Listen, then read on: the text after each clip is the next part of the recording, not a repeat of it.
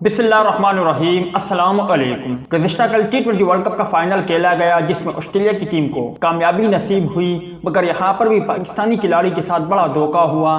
کہ آپ مزید تفصیل جاننا چاہتے ہو تو اس ویڈیو کو لائک کریں، شیئر کریں، اور اگر اسپورٹ کے حوالے سے کوئی بھی اپڈیٹ آپ بھائیوں نے جاننا ہے تو پھر آپ ہمارے اس چینل کو سبسکرائب کر سکتے ہو۔ سب سے پہلے بات کرتے ہیں نیوزی لینڈ کرکٹ ٹیم کے کپتان کین ولیمسن نے کہا کہ آسٹریلیا کی ٹیم بہت اچھی ہے، اس نے پورے ٹورنامنٹ میں اچھا کھیل پیش کیا اور ٹائٹل اپنے نام کیا۔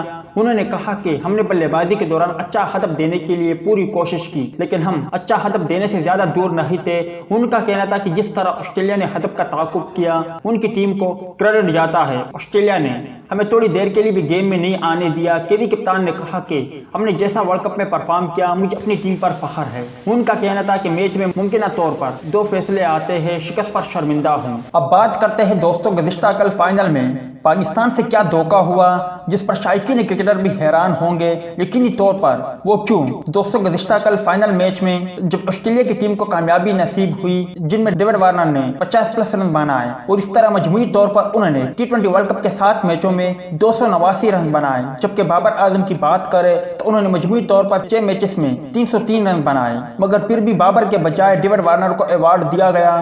آخر کیوں؟ کیا بابر اعظم کے ساتھ غلط ہوا؟ کیا پلیئر آف دی ٹورنامنٹ کا ایوارڈ بابر اعظم کو ملنا چاہیے تھا؟